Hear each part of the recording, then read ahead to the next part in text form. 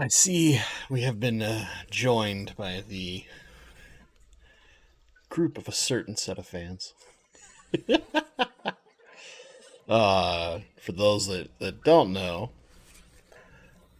in a particular fantasy football league, hence the Jets rule, the team hashtag Jets rule, uh, kicked my butt. So, yeah. But I'm also I think I'm like last place in that league because two of my primary players got injured for an entire season, and my team just went almost immediately.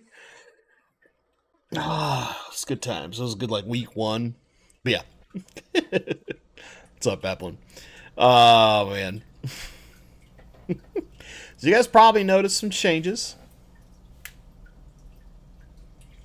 I spent a little while pulling out all the plants because I didn't want to have the crypts interrupting my ability to catch the lone fish that's left in here. And I'm finding the last problem with the Flex, which is because it has that bowed front, it's actually really hard to trap fish. So, needless to say, I spent I don't know, 10 minutes so far. It took a little while just to clean up all the plants and stuff. Trying to chase a fish, and I'll be chasing him afterward. But yeah, so you can see him right there. There's a little jerk. He was supposed to go out. I was super busy yesterday. I meant to do it yesterday, and I just was working a ton because we've got a release tomorrow, I think is what we're going for at work. So, Way asking about my job, and then we'll get into the topic. Doing good. I had.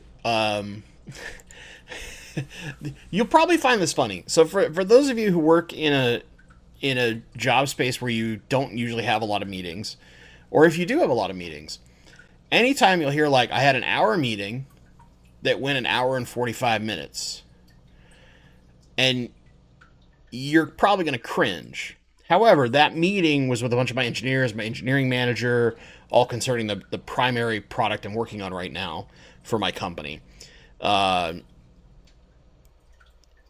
that was one of the most productive meetings I've been in, and I was not important on it. I just needed to be a fly on the wall to understand what the engineers were working on to prepare for some other work a month from now. And kind of give some feedback on the stuff we're doing right now and things like that. But it's so funny to think that an hour long meeting, which is already kind of long, right? Going to double its time, I consider it super productive and really helpful. Normally, when that happens, it's a nightmare, and I hate those meetings. This was a fantastic meeting, so it's kind of funny how that works. So to answer things, how's the new job going? Really well. I really like my company and what we're trying to do. We have some really aggressive plans. That's most tech companies, right? Most tech startups, especially, have really aggressive plans.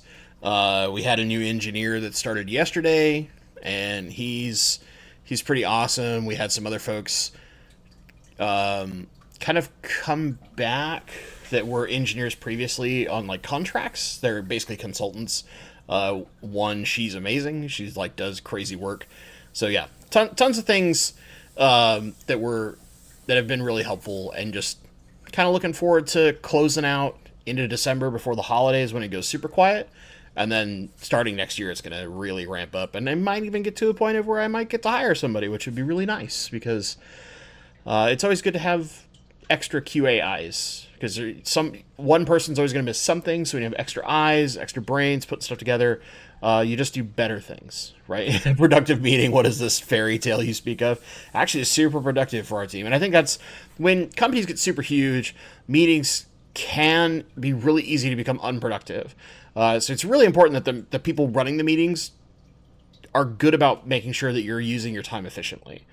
There are plenty of people who like to hold meetings just to hold meetings. I think they're the worst, and I hate working with those people because that's literally wasting everybody's time trying to justify your job as opposed to doing what a meeting should, which is getting everybody together because it's faster communication than email or something else, putting heads together, spitballing ideas, whatever that may be, right? It can be way more effective in a meeting atmosphere, whether it's digital or in person.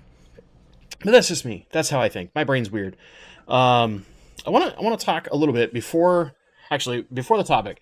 I'll put this link out there. Boop. Nope. You have to focus over here. Let's see if this will let me do what I want it to do. Aha! Perfect.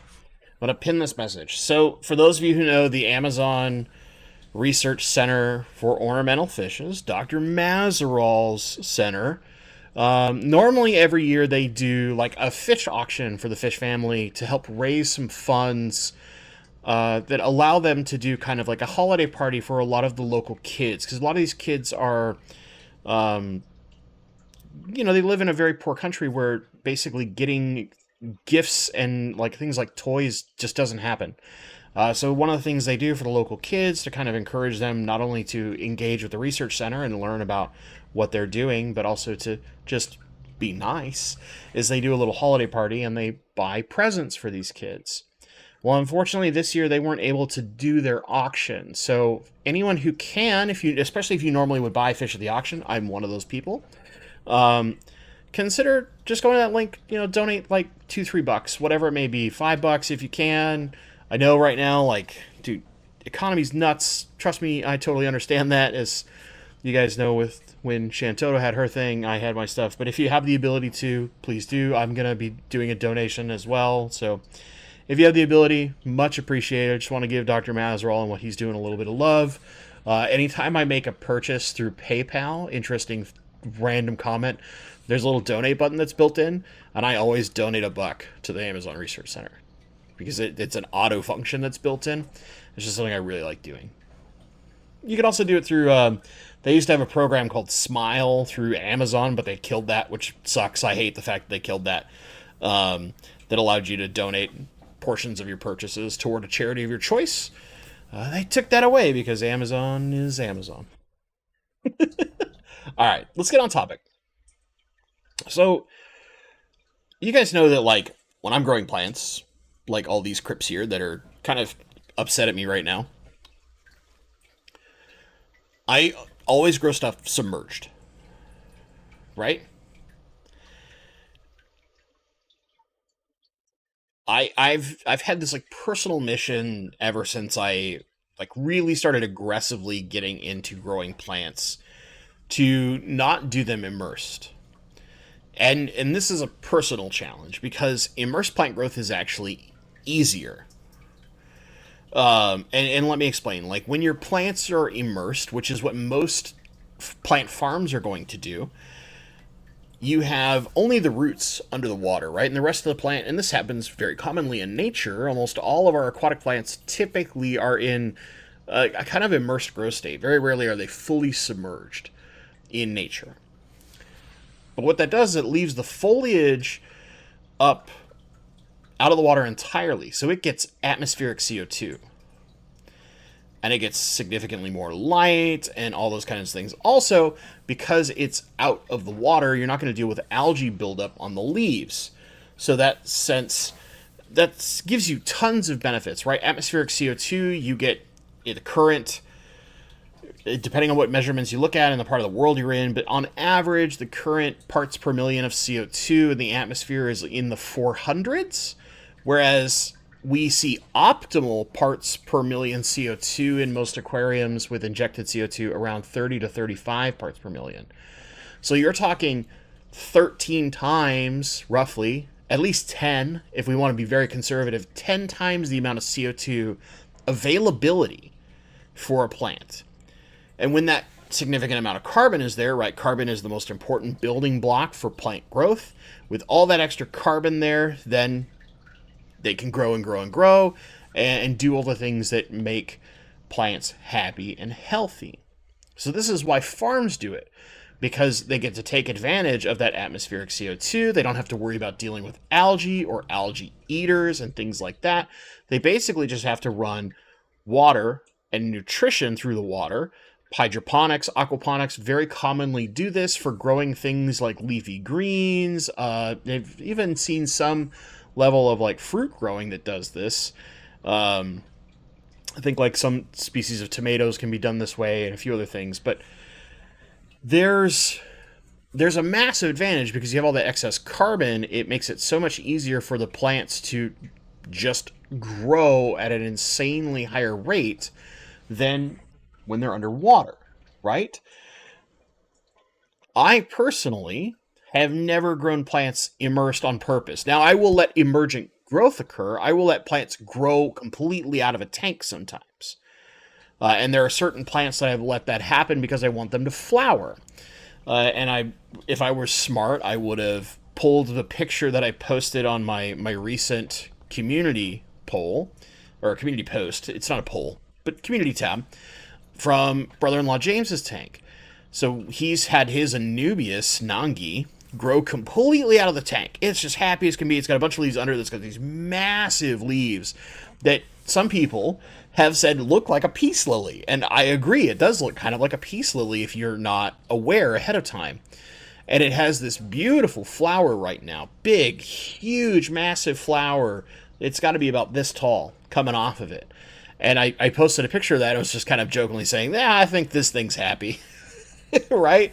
And it's one of the things where, like, brother-in-law James is constantly worried that it's, like, too big for his tank. And I'm like, dude, it's providing all this shade and allowing all of your fish underneath to feel safe and cozy and do all those things. Plus, when it's out of the water like that, it actually consumes more of the various things that are in your water column, whether it's fish waste and things like that, right? Because it has that atmospheric CO2. So unlike most of our completely submerged Anubias, it's actually using a ton more stuff. And like Kelly Foreman is mentioning, and Way is kind of making it's like interesting comment we can address in a second, but there's lots of houseplants, whether it's pothos, which is one of the most common ones that we see in our hobby. Monstera also does this really well, that you can emerge just the roots and let them be a natural filtration while the rest of the foliage is out of the water, and can give you this very pretty natural look. Helps kind of produce oxygen in your house and give you some fresh air, depending on how you view that. Some people look at that as the major positive. Others, it's just having nature around you can make you feel better, right? Especially during, say, like winter, when it's always just kind of yuck or dark outside. These things can be very beneficial for our, like, mental health. But part of why it works so well is that excess carbon being available, right? Atmospheric CO2 is just so much more than what's going to be diffused into a water column. And when you get to that level of CO2 in the water column, it's killer, right? It's going to kill your fish. So very interesting that way. So why don't I do that, right? For me, it's a personal challenge. Now, I have certain friends, and we're going to be doing a tour relatively soon. I've still got several videos lined up that I'm working on in the filtration series and stuff like that will take us at least into, like, the middle of January to finish a lot of that stuff up. And we might have some sprinkled in videos just to break it up a little bit, but there's enough other videos I want to do in that series to cover that period of time. But we will be going to a farm. You guys probably know who I'm talking about, Aquarium Plant Lab, right? My buddy Will. But we'll be going to him and talking to him in the relatively near future, and why he grows everything immersed from a perspective of a small plant farm business that he runs, right? Obviously, like, we talked about that much more carbon makes faster growth. You don't have to worry about algae, all these kind of beneficial things, right? But he does things a little bit different. He does it in a super high humidity environment. So that's where it gets a little interesting in the way that he's doing stuff compared to, say, like, how your big professional farms like Tropica, if you've seen, whether it's Yuri's or George Farmer, they've done big tours inside of the Tropica farms. There's several other creators that have done it too, but just, like, there are these huge open greenhouses, right? Where Will's doing something a little different, and that's what I think makes his operation and his mentality of doing his business, like, very interesting, right? And that's part of why I want to do stuff with him, to kind of tell his story and why he does things the way he does, because there's good lessons to be learned there. So I've done some small experiments.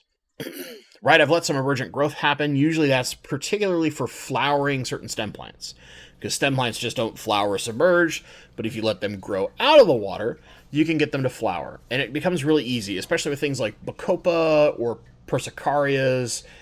They flower very, very easily once they get out of the water. Also, swords. You can let the child spike of a sword grow out of the water. It'll flower like crazy. They're very pretty. And then you get baby swords as well, which is a very nice bonus. All of your Aponagitans will send out flower spikes that usually crawl out of your tank, right? You can think of those if you've ever had Madagascar lace or some of those that have had flowers.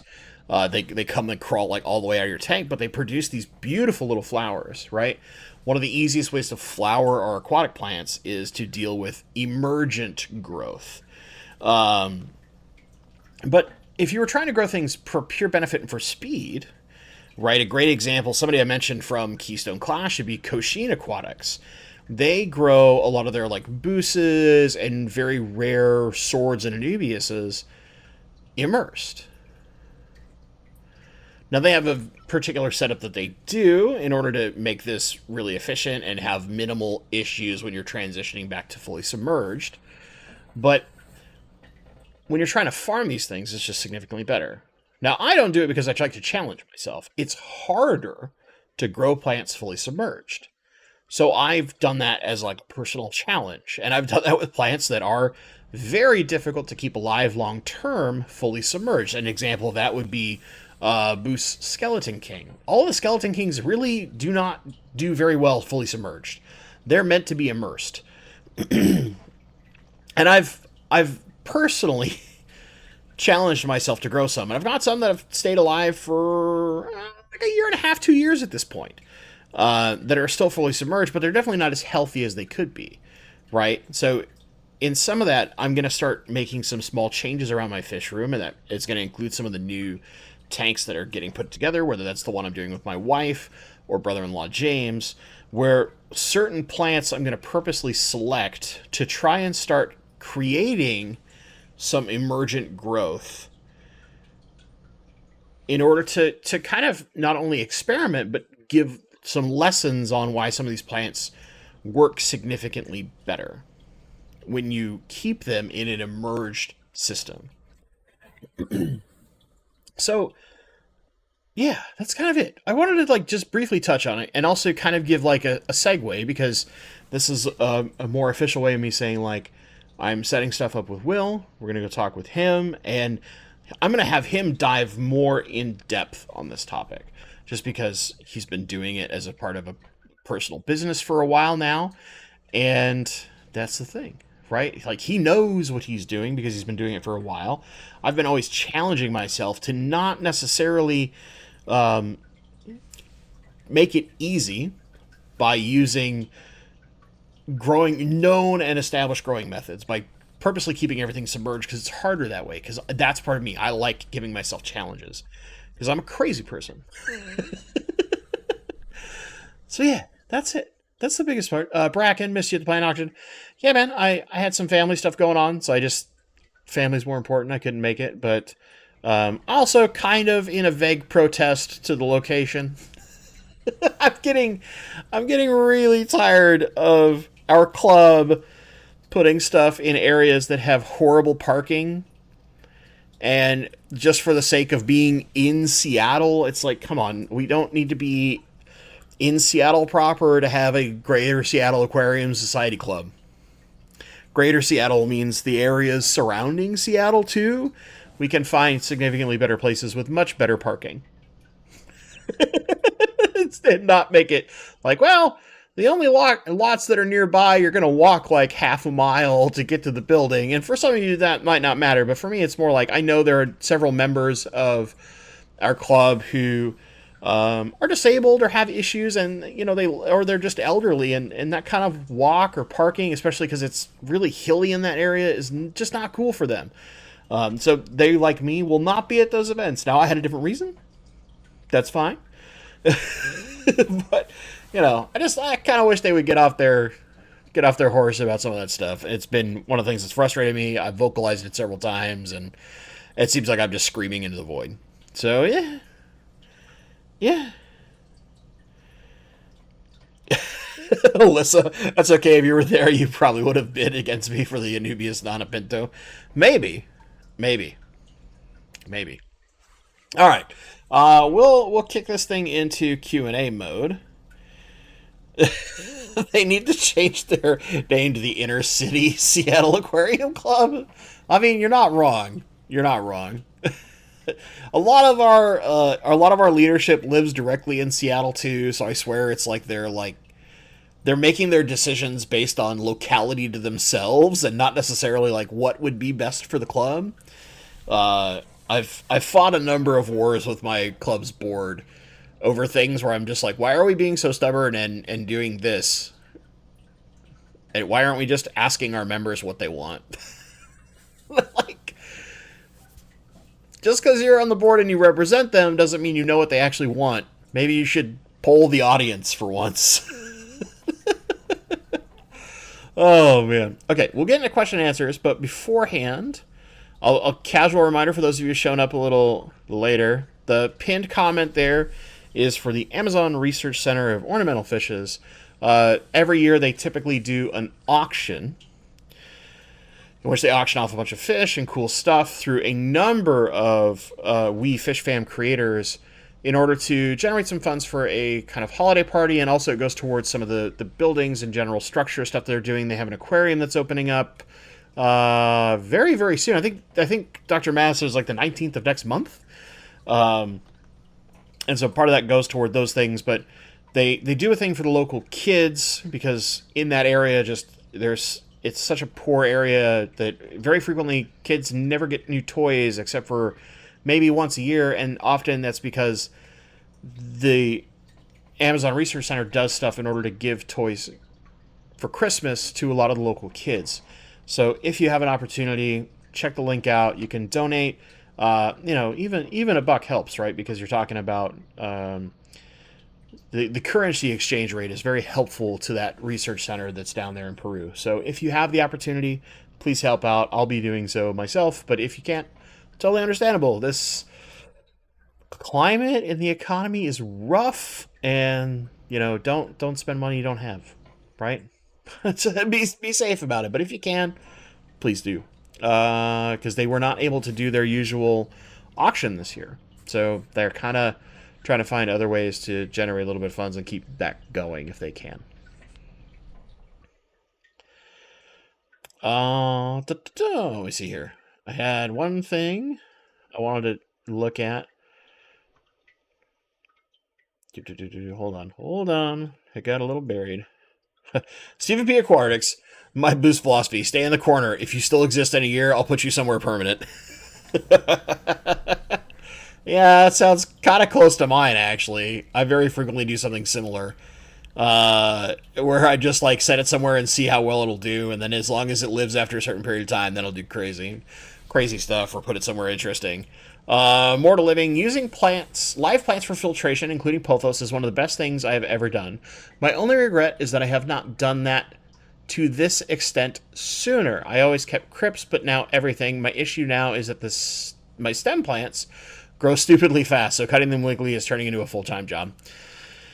Yeah, that's one of the things that I got into when I was growing lots of stems, is I was just having to trim so often that it became tedious, and I started slowly cutting back on the number of stems I was keeping, and would use other things where maintenance is faster. So for a while, I would do floating plants in a lot of tanks because it's very easy to just scoop the floating plants out and scoop out like half the plants and just chuck them or sell them or whatever you're going to do. It's a lot less intense work than, say, stem cutting and replanting if you need to replant. And then eventually I started moving to heavier use of epiphyte plants in combination with crypts or other rosette plants. So I do like swords every once in a while and some of the other like aponegitans and things like that. But I really love epiphytes like java ferns and things like that in high amounts. They're just, if you look at several of my tanks, right, they tend to have a lot of java fern or bovitis, things like that in them, or a lot of crypts, and sometimes both. And that's just, part of that is to make the maintenance easier, just because I haven't had nearly as much time for like heavy amounts of plant maintenance as I have in the past. So having plants that grow a little slower, don't need as aggressive a trimming, things like that. Makes it a little easier, but I still get the look that I want in a lot of my tanks and get to enjoy a lot of beautiful plants and make my fish happy and all those kind of things, right? But I totally understand that. And some stems are just so pretty that you kind of like force yourself to do them for a while until you get too busy and they way overgrow and you realize like, oh no, the nightmares are happening again. Bob Purcell. I'd like to understand how he controls humidity in his setup if he does promote the growth. Yeah, that's one thing I want to talk to Will about is just like how he keeps his humidity the way he does. If you know, and if he's had things he's tried in the past versus what he does now, and those lessons being learned.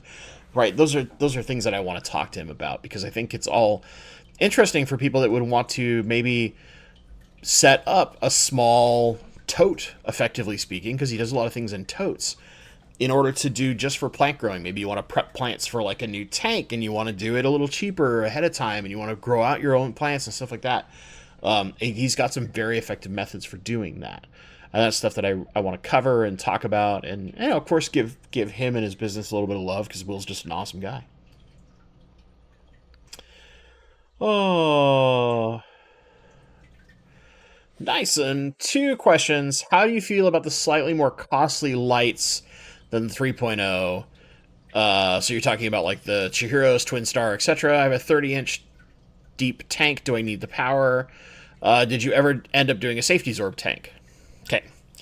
Let me answer the safety Zorb part first. So, in process, I actually just got a bunch of extra safety Zorb to make sure I have enough. The problem is that safety Zorb needs some really, really thorough rinsing, and when you're doing like multiple bags of safety Zorb, you kind of need to do that outside, and we've gotten to super freezing weather in the Northwest where like my highs are in the very low 40s, high 30s. So very frequently it's not a smart idea to run my outside like garden hose water in my piping just because of how cold it is right now. So rinsing everything out is a little bit of a struggle. But yes, that's in process. Just when I get a couple weeks where weather might be a little warmer or I start feeling frisky and run a python from my sink inside of my house all the way outside and decide to rinse stuff in the freezing cold, then I'll start getting toward it. Just because rinsing it inside's not a tenable option right now, and it really does have to be rinsed because it's just so dusty. That's the one downside of Safety Zorb. It's just crazy, crazy dusty. You have to rinse the heck out of it before you put it in a tank. Now, the other one. Okay. From a perspective purely of like color rendition, a lot of those lights do an amazing job of giving you the absolute best color of everything. I do have a tank that's in progress. I need to move some things in and get it in place, but it will be using a UNS Titan because I have one and I've had one for a while and I've done some minor tests with it that I've kind of never talked about because honestly, it's so powerful it's almost unnecessary on a lot of things. But for the particular tank that we're putting together, I want to give it a try. And it might get traded out because there's just one setting. It's just all of it. there's no dimming it down. So, you know, it's going to be hung and all that kind of stuff. So it's elevated over the water and that helps reduce some of it a little bit, but it is a very, very powerful light. However, that will allow for me to grow some carpeting plants more efficiently that maybe I would not look at. And depending on kind of what is wanted inside that tank as far as plants are concerned, that'll kind of dictate whether I use that long term or something like Kessels, because I do have a pair of Kessels that have been lying around for a while that I got from a friend in like a trade a while back that I could use as an alternative for this particular tank. But we're gonna go pretty fancy with one of the tanks that's coming up soon. Do I think they're necessary? Not necessarily. There's going to be people who love them to death, like the Chihiro's Vivid, and love all the things they can do with them. And if you are in a particularly tall tank, depending on the plants you're trying to keep, you might need those things. Like if you're trying to do a dense carpet of Monte Carlo, the 3.0 doesn't have enough power. You will need a stronger light to sustain some of those denser carpeting plants. But if you're doing like crypts and swords and a lot of your like low to medium light plants, you absolutely don't need this turbo powerful light. You can get away with a 3.0 or even something like some of the Higers and those more economically friendly lights that have relatively high power for their cost. The important part there, for their cost. The aquarium co-op light is another example too, where it's got good power, especially for its cost. So it all depends on the plants.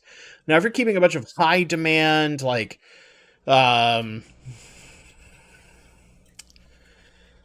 lots of, say, your like Ariel Collins, again, those super small carpeting plants, things like the purple bamboo or a lot of your crazy rotala species that have super fine leaves and are like bright turbo bright red and stuff like that. If you're trying to keep a lot of those plants, you need a fairly strong light source along with typically CO2 to balance out that high level of light without causing a ton of algae. But is it necessary if you're growing more common, like lesser demanding plants? Absolutely not. Absolutely not. So just think about the plants. Go back to the finding balance talk where it's think about the plants first, be the plant. And if that plant is a very high demand plant and you're in a very deep tank, you probably need a much more powerful light. Now, if that plant doesn't have very high demand, you don't need a super powerful light. You'll be okay. Kelly Foreman, time for me to join the board. No. Just gonna put that out there. I've I've had enough fights with the board that I don't feel like joining the board makes it any better. Because the number of voices on the board who are very obstinate against change uh, outnumber me just joining the board. Also, I don't have enough time for that stuff. I barely go to my club meetings as is nowadays because everything's on Tuesday nights. So I would literally, if I joined my board, I would have potentially 2 weeks every month that I would never be streaming. I've chosen YouTube. Yeah. Until reasonable change can happen in my club, and then maybe, just maybe, we'll think about it. Okay. I am behind. I'm gonna shift. I'm gonna try something that. Boop. There's like a Q&A mode.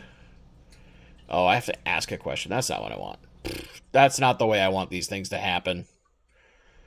How dare you, YouTube? All right. Chat jumped. I want to make sure I didn't miss something.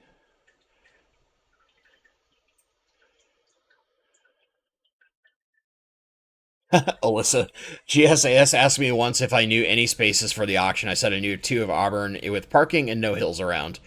Yeah, I think the problem is, in that regard, to do this quickly, I don't want to keep banging on the same sandbag over and over again here. Uh, our club, despite having the budget to do so, always wants to spend almost no money on everything. Even though they always profit at all of our auctions. And yeah, I don't know. They assume that space in the Seattle area should only cost them like $500, and it's like that. You're in Seattle. Get out of town. Like, what are you doing? Maybe if you had an inn, like if for some reason you had a very large Masonic hall somewhere, and you had somebody who was in the club that was a high up member of that Masonic hall, maybe they could help you out. But otherwise, it's just kind of crazy. Summoner, the tank in the background seems dirty. Well, I'm literally in the process of breaking it down, so I actually don't care. Notice this thing of plants here. These are the plants I pulled out earlier. There's one fish in here I have to fish out, but he's a sneaky little bugger. And then the rest of this is like blackbeard algae that I actually farmed on purpose. But yes, the glass is a little dirty because I haven't cared about upkeeping it because I knew I was breaking it down. I've just been quite busy with work. So that has taken a little bit of a backseat other than water changes and making sure that fish is okay. But soon, he will be out. He'll be liberated to a brand new tank. Probably my retirement tank, honestly. And so will all these plants. They're all going to the retirement tank. Paul Sotero. You can watch Kambaba grow. It will literally double its size in a week. That's part of what I love about that plant is like if you need something to aggressively grow, like it, guppy grass, a dwarf water lettuce is similar. Where like it'll double in a week. It is just such an aggressive grower. There's like Luke is saying, there is a Kambamba Balem with CO2 that grows really aggressively as well. There's a few other species that grow like crazy aggressively. Pogostemon stellatus octopus. That thing grows so fast. When it's happy, it grows crazy fast. And yeah, as Luis is saying, the other problem with Kambambas is they're banned in so many states in the United States. So many states within the United States. Let me make that sound more coherent for myself. He said it perfectly. I'm being an idiot. That it can be tough to make sure you have the right species or acceptable species.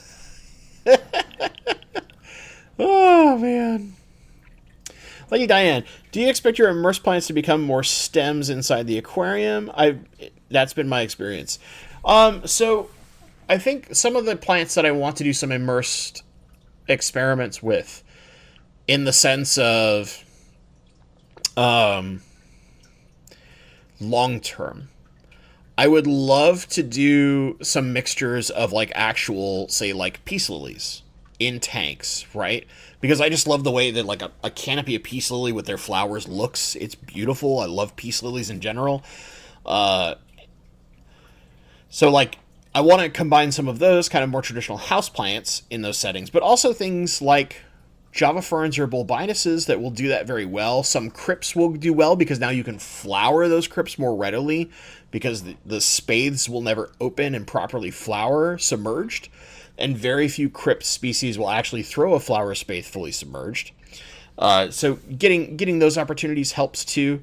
And just, you know, having some different stuff. There are certain species of Microsorum, so in the Java fern family there, that their color is way different when they're immersed compared to when they're submerged.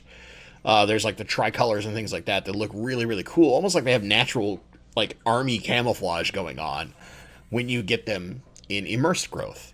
So there's some of that kind of stuff that I'd like to do just because it's interesting and fun, and brings a little variety to some of the stuff that I enjoy growing, but can play around with it and do some interesting different things, you know, attached to wood and have it come growing out of the top of a tank, things like that.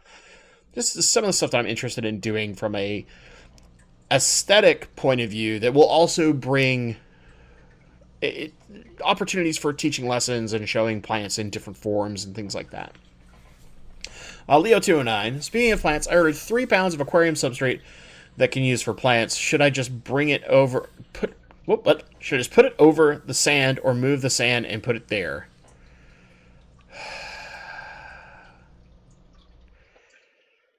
See, here's the problem with sand. It's coarse and it gets everywhere. The problem is, like, unless you're talking about really fine root plants that don't dig really robust root systems, having it on top won't matter because the plants will want to get their roots even deeper and then they start choking out in the sand, right? And trying to get it under the sand can be a nightmare. So what you might almost be better off doing is kind of partitioning an area where you have that and sand surrounds it as opposed to being integrated between, and have like a localized area of plants and maybe use some hardscape or something to cover it up and make it look a little more aesthetically pleasing, in order to kind of work around that. You can't put it over the top. It's only going to do so well, though. Let's put it that way. Kelly Foreman, freezing cold. It's 17 Fahrenheit here. So what I'm talking about is that freezing cold is like, those are the highs. And keep in mind, I'm in Seattle. I'm in a coastal city. We don't get super cold here.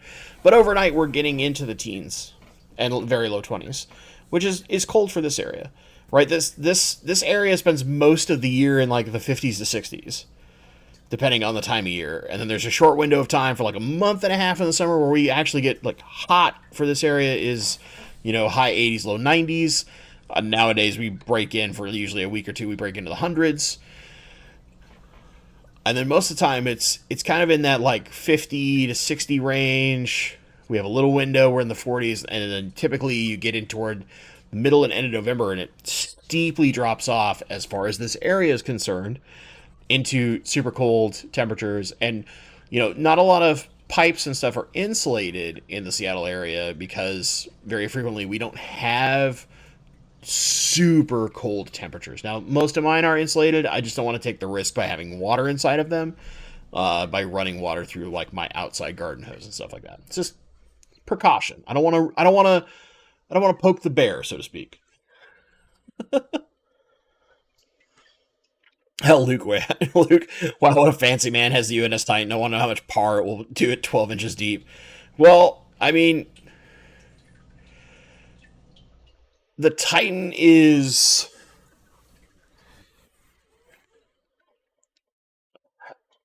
so in raw like lumens and power, it's like triple a Fluval 3.0. It's crazy powerful. But I will say this, like having had it on my rainbows before, I see the best color out of my rainbows under that light, out of any light I've ever tested. However, it's just such a ridiculous amount of light that in most of the setups I would normally do, it would just cause algae everywhere. So, things you got to do. But I have one and I want to use it. I guess I could sell it in theory and use something else, right? But I had plans for that thing eventually.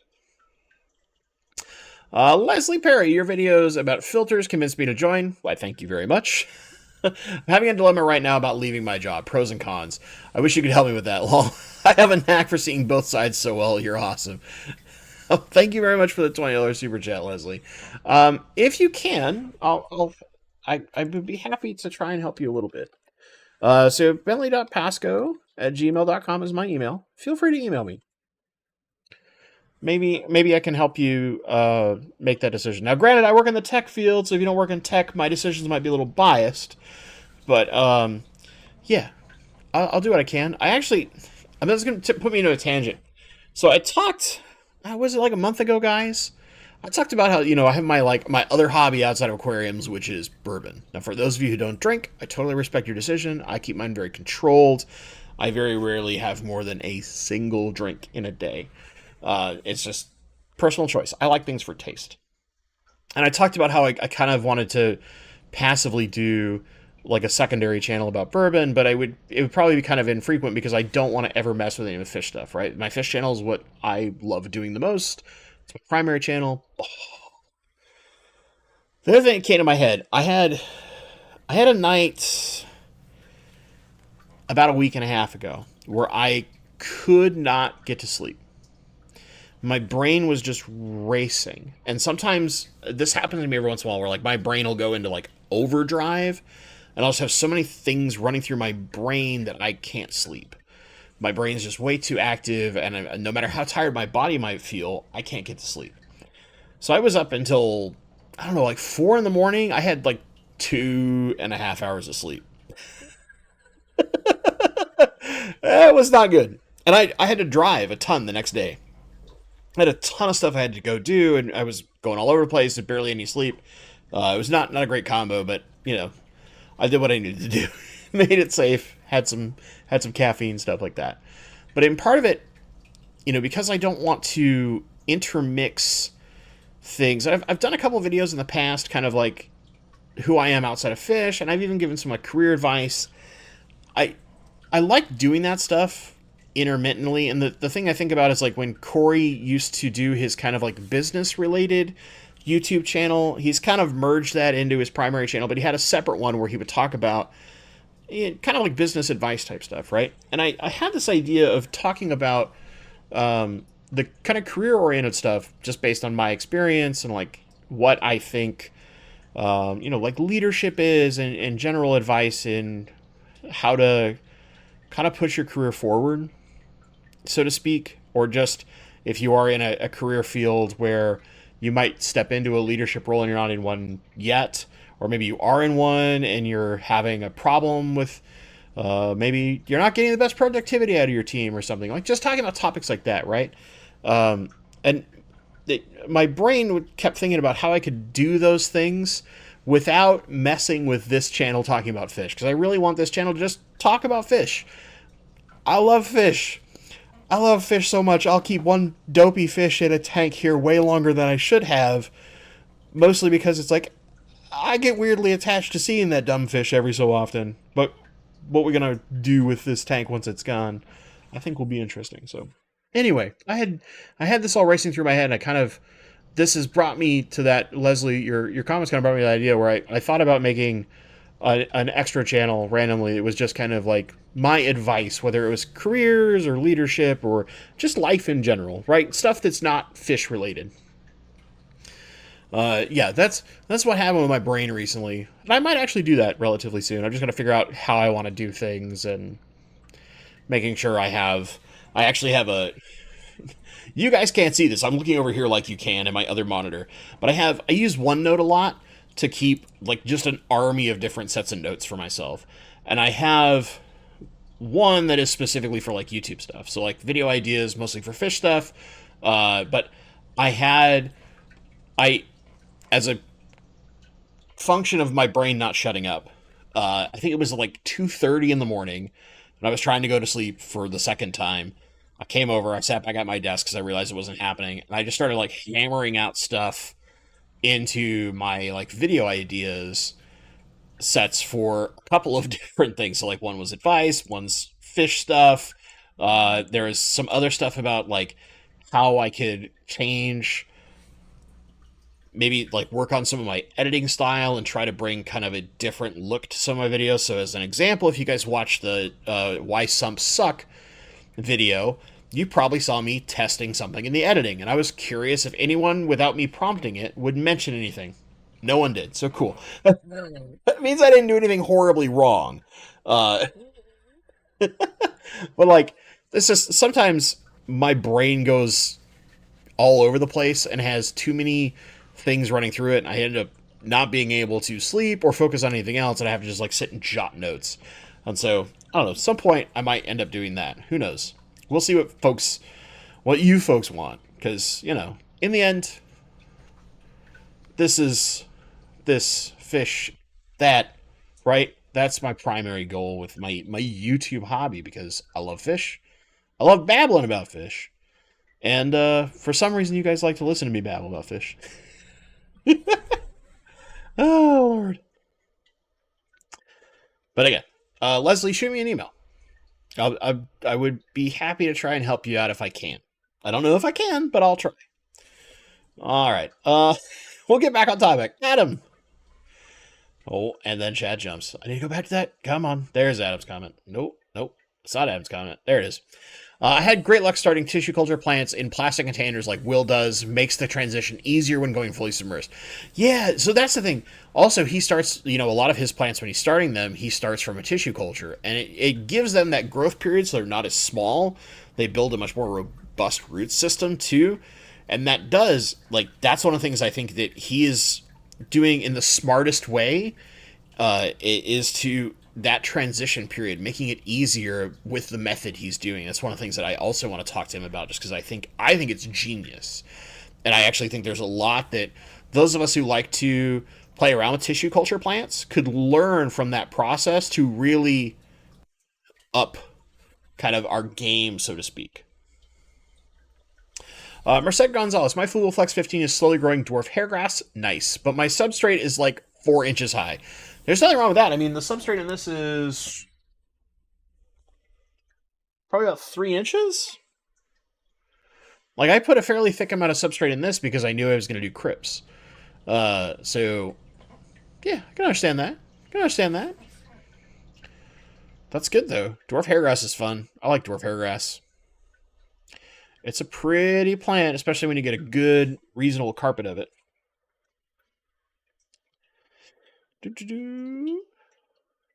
Bob Purcell, sounds like you need to rally your troops and have a hostile takeover.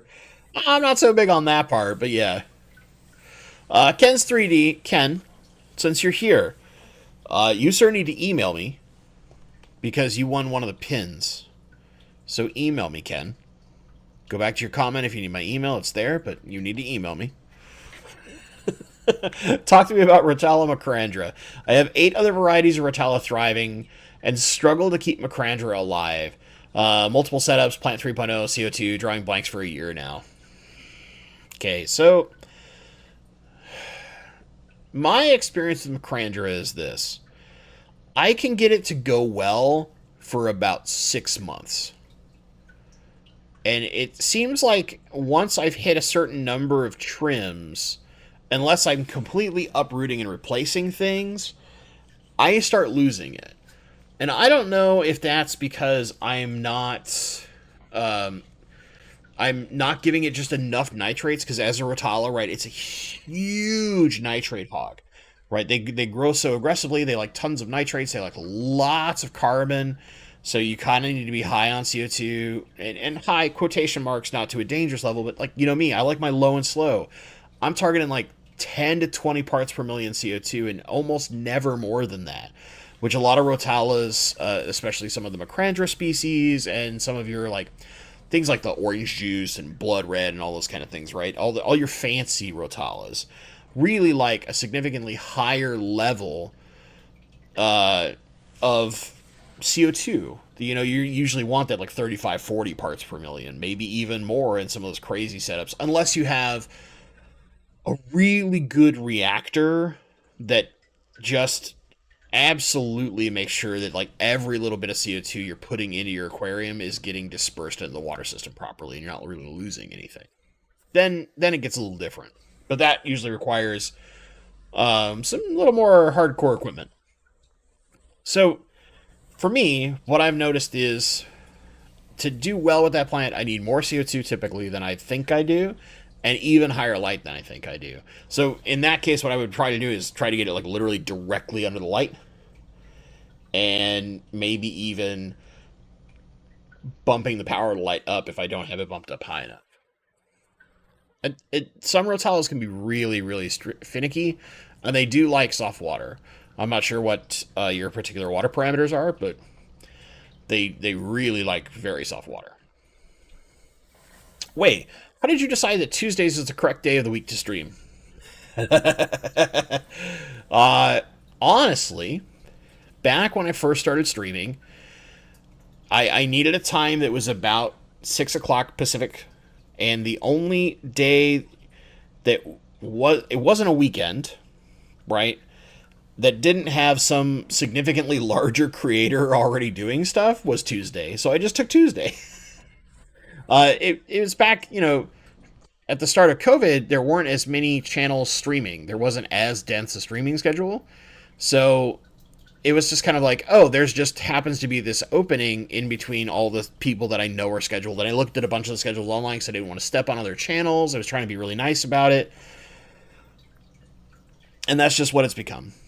It's just been a good day. It doesn't land on any of the days where football normally occurs for the football season, so I don't have to like compete with, say, Monday Night Football if I were to have the Monday night game for my team, even though my team is not doing so hot lately. But those kind of things. And Tuesday just ended up being a reasonably good night. As far as at my job at the time when I started doing this, Tuesday was a day that I could usually leave slightly earlier in order to get through all the traffic and make it home in time, because otherwise, at the time, I was typically working till 6:30, 7 o'clock before I would start making my commute home, and then my commute was bare minimum an hour, whereas in order to make it home in time for stream, I had to leave at 4, just because of how bad the traffic is at that time of day. In order to make it, and sometimes even then I would be like cutting it close. I would get here with like 2 minutes to spare. So yeah, it just ended up that way. You ought to do a stream about fish clubs in the same vein as your filter series. Maybe we could do something like that. Maybe. But yeah, that's kind of how it ended up, and I've just been doing it so long that that's just how it is. Nice one. Thanks for the info tip. I read on the filter small pieces of STS through a colander for the light on a 30-inch tank will be hard. So probably simple plants, but I want the option. Yeah. And the other thing you could do is like find a powerful light that allows you to dim it. So that's probably going to be mostly the Chihiros are probably your best bet in that regards. Chihiro's lights are actually pretty awesome in the grand scheme of things. I just haven't needed one yet, or haven't decided I needed to pony up the money in order to test one. Even though certain people in the chat have yelled at me about it. You know who you are. Ah, man. Brian Radovich, who are you feeding the Blackbeard algae to? I'm accidentally growing this thing. I should find out what can actually do without beyond killing it. Okay, so I'll explain the Blackbeard algae and why I was purposely growing it. I had a little bit of it starting in this tank. And once it starts, if I don't take steps to kill it, I can get it to grow really well in my water. For a while, until we did some other things, my wife wanted to do a Blackbeard algae aquascape. So I was literally farming for my wife's aquascape concept. Because I knew I would eventually take this tank down. I didn't necessarily care about having it because the crypts don't care. They can grow fine with the Blackbeard as long as it's not growing entirely on the leaves. This is about the only thing I monitored for, is I got it growing, like you can see it here, kind of free-floating in the substrate. And I was basically prepping it so that if she wanted to do a Blackbeard algaescape, we would have enough of it to start the process in that tank. And intentionally have a tank with no plants but just Blackbeard algae. Maybe early and have a couple plants that we could just huck in there and not care about. Like, you know, an extra Java fern that I have lying around because I've got tons of it. But that was the end goal. And then she helped me with the Fallen Forest tank and really had a lot of fun doing that. And when I asked her if she wanted to aquascape another tank that was planted as opposed to a personal tank for her with Blackbeard algae, she got really excited about that. And then this became less important. So, yeah, that I haven't decided if I'm going to try and find a way to keep the Blackbeard algae farm somewhere. Probably not, because I know how to grow it if I have to. But, yeah, I literally did it for my wife. I know, silly, right? Silly, right?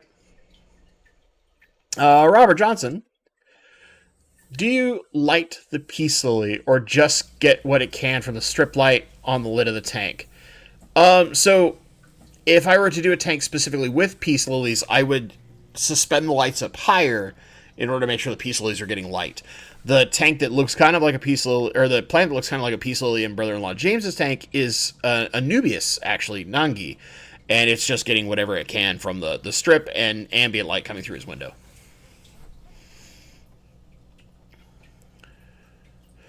Massey Files, I just started a growing house for my plants and my tanks. It has been an adventure. Awesome. That sounds fun. It's one of the things I want to do. It's one of the things I want to do. Mortal Living, I cured that plague by using 2 milliliters to 1 gallon of hydrogen peroxide in both the syringe and spray bottle. Yeah, I mean, you can certainly peroxide it to kill it off, but some of us actually do it on purpose. Cindy Young, please top off that flex. It's so distracting. This will be empty next week. Gone. Finito. Or at least it should not have any water in it. And it won't have any fish in it. The tank might still be here because I've got to figure out where to put it or what I'm doing with it long term and what I'm going to like replace it with. Because like I'm probably going to get rid of this thing here, this old haggard piece of furniture, and figure out something different that might be, maybe it'll be longer and sit here, or I might completely rearrange my desk in my room throughout December. It's kind of a long process. So eventually for a while, this is either going to be an empty or completely missing tank behind me for a number of streams. And then also my mom will complain about the fact that I don't dust this every other second. And my house produces a lot of dust for some reason. I'm not really sure. Okay, let me catch up. We're getting close to end of stream, so I want to make sure I haven't missed anything. Wait, I saw the fish in the flex behind you. It's huge. Nah, it's not actually that big. I have much larger SAEs than other tanks, but he's a little SAEs about yay big. About yay big. It's a reticulated SAE to be precise, but it'll be leaving soon. Oh, my wife stopped by. This is how you know I'm really behind in chat. Just want to stop by and say thank you for supporting the Fish Nerd. Yeah, thanks, honey. Pulsatera, I've been pleasantly surprised by how well plants have been growing under the Higer 24/7 RGB lights. I actually think a number of those lights are fine because just almost all LED lights nowadays are of a relatively decent level of quality. But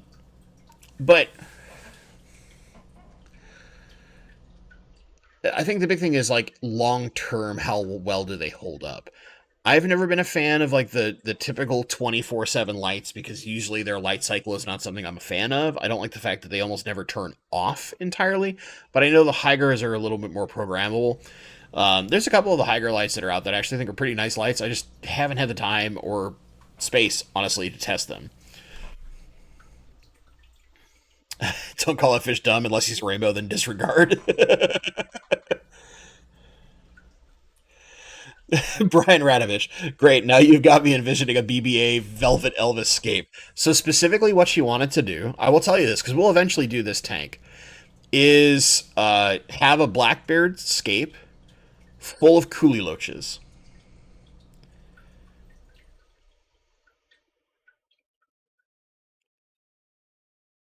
That's what she wanted. Blackbeard algae, coolie loaches. Yeah. All right. I think we have caught up. Let me make sure I didn't miss anything important. Way 2 hour Aquarius just put out an article saying that to get the best color out of rotalas, we should deprive it of nitrogen. That's specifically for your red rotalas. Nitrogen deprivation is done to intensify red colors in red plants. Because basically the more nitrogen that's present, the more chlorophyll that's going to occur, thus less red and more green. I'm sure Kelly could give a far more scientific explanation of this, but I'm doing this the dum-dum way because that level of science is over my head. Mostly because I haven't taken the time to study it yet. But yeah, nitrogen deprivation helps intensify red coloring in plants. So if you have red plants and you start doing nitrogen deprivation, you can deepen the red in the plant. Leo209 will use as our last question for tonight. What would you say is a good floating plant for a hard water tank with a decent amount of flow? So, in that regard, I would say almost nothing. Because a decent amount of flow is what a lot of floating plants don't like.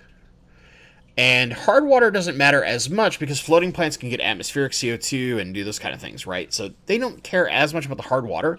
It's the flow they care about.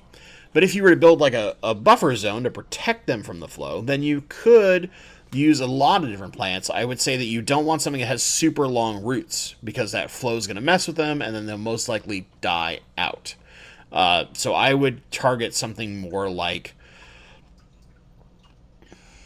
if you can get Asian watergrass, that's a pretty cool one. Some of the like salvinias tend to have shorter, more compact roots. Same with frog bits and some of that kind of stuff. Like they're a little more. I think salvinia is probably the one I would go to. Is a little easier, but in general, flow and floating are not good friends unless you build some kind of like protective basket or something. So yeah, hope that helps. Hope that helps, Leo. Oh, Leslie. Weather loach poop looking like ghosts, I think, every time I see it. It's so true. It's so true. When a dojo loach finally does, it's like this weird, meshy ghost thing flying around in your tank for a little bit. And the first couple times I saw it, I was like, what the is that? Oh, God, what's wrong with my fish? Then I went and looked it up, and I'm like, oh, well, I'm just a dum-dum. That's normal. It's kind of like how Corey. I remember this. I remember this presentation like really early into me being a member of my club, and when I saw one of Corey's talks, and I didn't know Corey super well at that point. Not to say that I know him super well now, but Yeah. He would describe puffer poo as like Cheetos for the big puffers, where it's like, yeah, so when your puffer is like pooping a Cheeto out. And ever since that, it's been stuck in my head that like any of your larger fish that are going to have larger waist, it kind of looks like a Cheeto instead of like the thin stringy stuff we get out of our normal fish, or in the case of our dojo loaches, some weird pink ghost thingy. Oh man, man. All right, gang. Thank you so much for being here. Uh, next week, next week's the day after my birthday, so that stream ought to be interesting. That'll be interesting. Again, I'll kind of last second here. If you can, the pinned comment is to the Amazon Research Center of Ornamental Fishes. They like to do a holiday party every year. It's normally supported by an auction, but unfortunately, I could not do that auction this year. And it helps them give away Christmas presents to a lot of the local kids who normally would never receive a Christmas present.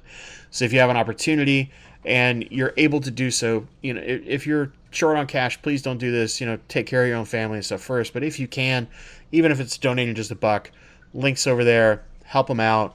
I'll be doing so myself just because I love what Dr. Mazerall and the Research Center are doing, and I like supporting them whenever I can.